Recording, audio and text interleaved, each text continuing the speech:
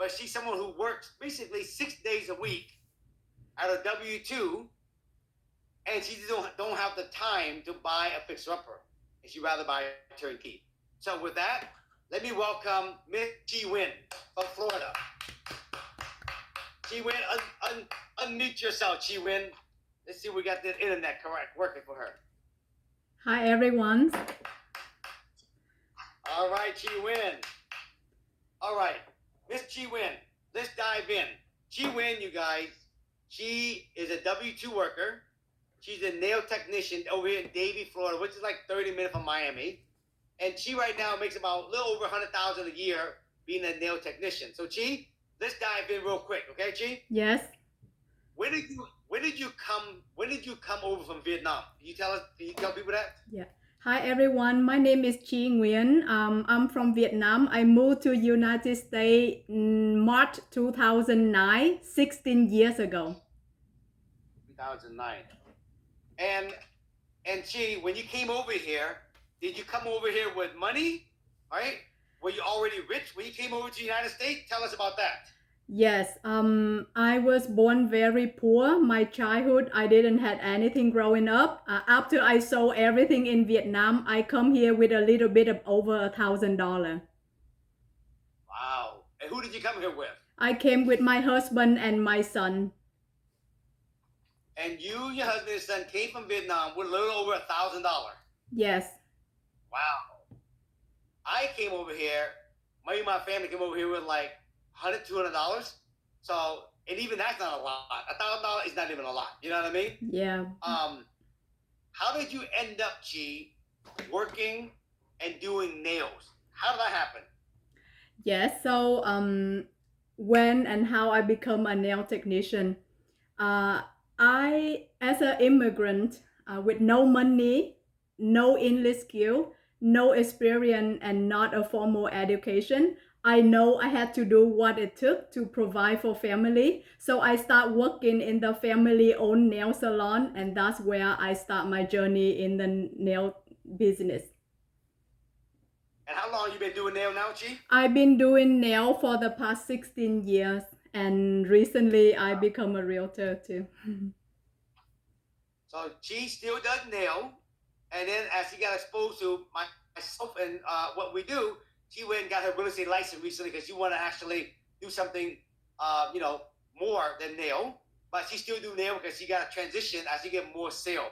So Chi, what inspired you to get into real estate? What happened? I want to be successful. I want to help my family. I already retired my parents for the past 15 years. Most importantly, I want to be a role model for my son. So I push myself to grow every day and never limit my potential. Nice.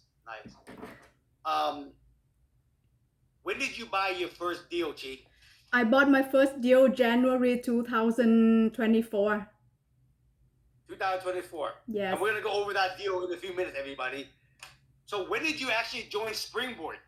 I joined Springboard November 2023.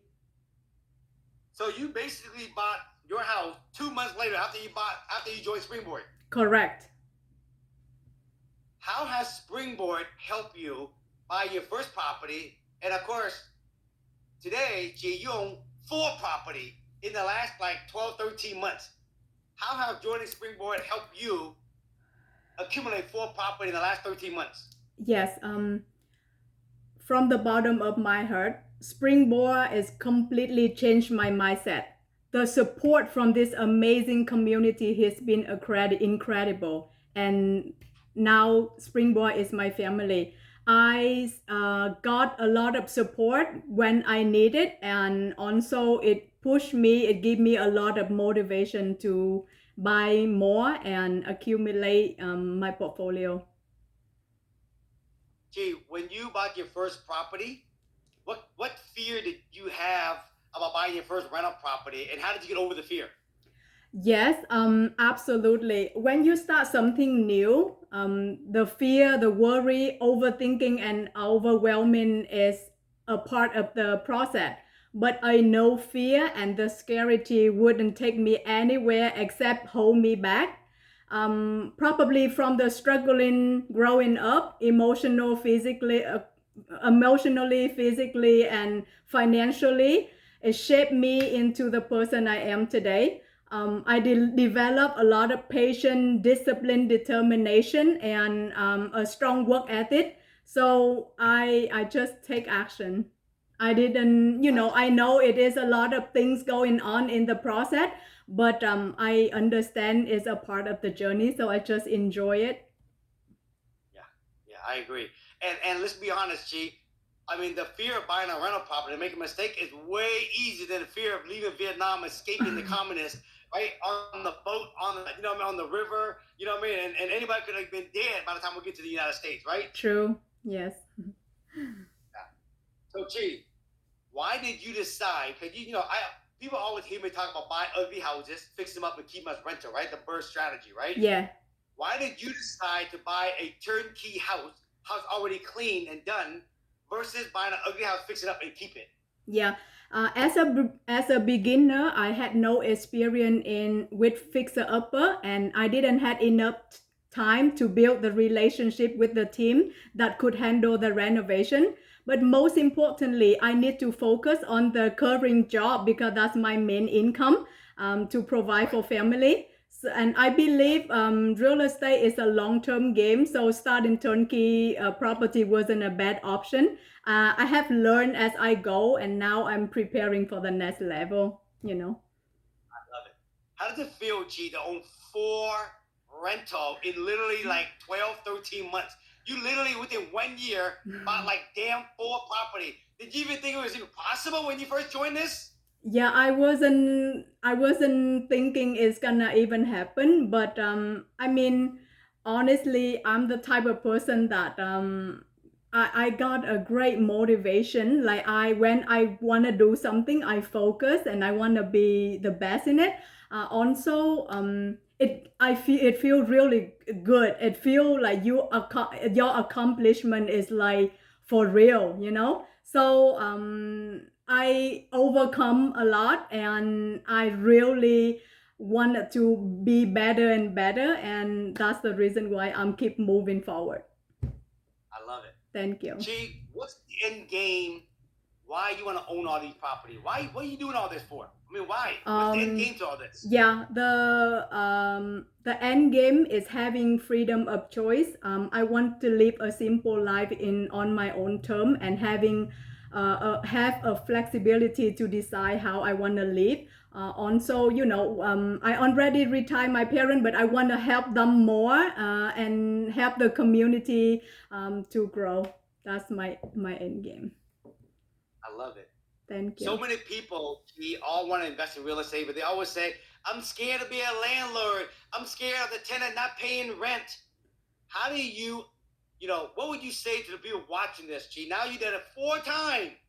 What would you tell the people watching this who want to invest in real estate, right? And they worry about being a landlord, worried about a tenant not paying. What would you say to them? Because they want to invest, but they're scared to pull the trigger and start learning how to do it. What would you say to them? Well, I would like to tell them this. Being broke is hard.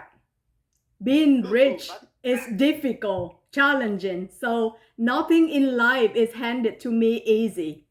Now, when I come to United States, I appreciate the opportunity. So I just understand that you learn as you go, and come for a good intention. I don't think it's that hard. Fixing toilet, no big deal. If they want to, replace the washer dryer machine, it's no big deal, because nothing in life is handed to me easy. So being a landlord is great. I had no problem, and when things happen, it challenging me. It give me the encourage to learn and just be there when people need me. God damn it! Give this woman the goddamn love in the chat. God Thank damn you. it! Thank you. Give this woman a big old. Hey, listen out there. If you love and you inspired by Chi Win and by Rich tonight, put it in the chat. Give this a big love, baby. Thank you. Give us Thank a big you. love. Thank you so much. Did I tell y'all that Chi Win is gonna inspire you guys, huh? You know what the difference between Chi Win and Rick and a lot of people out there that's succeeding? They have the mindset. You see, Rick says, look, you can't be looking at the sourness. You can't look at the negative. You hear Chi Win says, I love challenging. Bring it on. Fix the toilet. What the fuck? No Exactly. big deal. Bring Yeah. on a broken toilet. No, Right, Chi? it's no big deal. No big deal. It's No big easier. It's easier than you thought, because if you keep thinking it's really difficult, well, I live in the small village in Vietnam, never seen a bathroom and bedroom, never had enough food and drink growing up, sleep on the same bed with 6 siblings. I did it, so no big deal. Yeah, and that's just hard. You know what I mean? Yep. It's easy, right? Yep. Bring me a broken toilet. I don't give a shit. I'll fix it. You know No what I mean? big, yeah. I love it. And if you don't want to Alright, do, inside- if you don't want to do it, well, pay for somebody to do it. Well, it's That's your it. choice. That's it. So, Chi, let's dive into your deal, okay? Let's talk about your deal. Let's do Right? it. This is right here. So, Chi, tell the people where this house is located, because there's a lot of people in Florida, down by Miami. Where is this property at? Well, this property I bought in Gainesville, 4.5 hours from where I live. So 4.5 hours, Gainesville, right? Yes. Okay. And in Gainesville, what would you say, right? Is that a B neighborhood, C neighborhood? Tell us a little about Gainesville. Well, Gainesville, the reason I chose this property because my son is attending in this town. Gainesville is one of the college town. The neighborhood that I bought is an A neighborhood. Okay, awesome. So you bought this because your son's going to school in that area, so you bought this. So Yeah. it's 4 hour away from where you live, right? Correct. Okay. How did you find this deal, Chi? I found this deal on MLS. Okay. And how old is this property? It's a brand new construction. 5 bedroom, damn, 3 brand bath. new construction. Yeah, Okay, so you bought this for $410,000, right? correct. And this is a brand new home, never been lived in. Is that correct? Yeah, no, it's new construction. No. You put down 25%. Your mortgage is $306. Your principal, interest, everything is $2,600. All right. Correct. And you rent it for $2,900 a month. Yes. And basically, you make $300 a month in cash flow right now. Yes. And so this is a property where you said, "Hey, I don't have time right now. I work 6 days a week, making money as a nail technician. I'm okay with buying a turnkey close to where my kid go to college." Is that correct? Yes, correct. Now, the second and the third and even the fourth deal, it starts to be property where you start to fix them. So why did you decide to buy your next few deal as property you need to fix versus buying brand new? Did you put your team together? What happened? Understanding that everything is a journey. I learned from brand new construction, so I don't really worry about buying the wrong deal, and I believe it's a long-term game, so I go from step by step. The first is a brand new. The second one I bought is an off market, a very minor fixer upper. Is really I just did the floor and update the appliances, touch base with on the door, change the doorknob, and that's where I start the second deal. And then after I did the second deal, I rent it out with the $600 cash flow. Within 6 months, appreciation, it just blew my mind, because being a nail tech, start off making like $20,000 a year, and now within 6 months, and I saw the appreciation is like over $100,000. That's insane. Yeah. So then it gave me the motivation to buy the next one, and the next one I did is like total fixer upper. I had to put down 15%, but then our renovation cost is another $70,000, and believe it or not, I pay out of pocket too. Wow. Yeah. Now here's the thing for everybody out there watching this. Oh my God, it's only $300 a month in cash flow. That's not life-changing money. It's $900 on the other house. Not life-changing money. And there's another $600 from this other house, another $800 for the other house. It's not life-changing money. Look, at the beginning when you start, it's not about that you're going to get enough cash flow and you're going to quit your job tomorrow. what they're doing right now is they're accumulating the property, getting some small cash flow, but still work their job, and let these properties start to appreciate. They're not going to quit their job yet. She right now is still working her job, but she also started being a realtor. And what's going to happen, folks, again, is remember I told you on the roadmap to wealth, we're going to accumulate the number of property we need, and then we're going to work on the payoff stage. In the payoff stage, there's 2 phases that we can do there.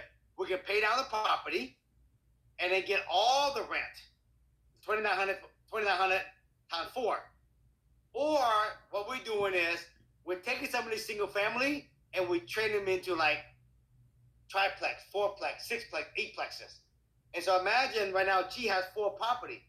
Let's say 3-4 years from now, these property now appreciate a lot. I would help G take one house, trade one house right here into like a 4plex. Now she has 4-door. She can get more rent out of that, more cash flow, and it's a bigger price point. It's going to appreciate even more. Imagine right now, she take one house, trade it for 4, but she do that with all 4 properties. She can have 4plex multiplied by 4 different individual property. Now she can go from 4 unit to 16 unit very fast. So when you see people like myself who owns a 100-unit apartment building, in order to have a 100-unit apartment building, you got to actually start with 50-unit apartment building. In order to have a 50-unit apartment building, you got to have a 20-unit apartment building. In order to have a 20-unit apartment building, you got to have a 8plex. In order to have an 8plex, you got to have 4 single-family homes. Because at the beginning, that's what the kind of money you have, and you work your way up. Rick only had 5% or 8%. He worked his way up. She right now is just parking her money so she can gain those appreciation of where she lived. And then later on, we're going to pay some down, or we're going to trade them up so we can get to the cash flow even more. So don't let anybody tell you $300 is not life-changing money. You know what life-changing money is? The appreciation. And trading them up for bigger property tomorrow. That's life-changing money, people.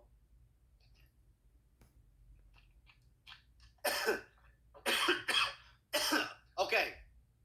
We're going to bring Chi and Rick back for Q&A.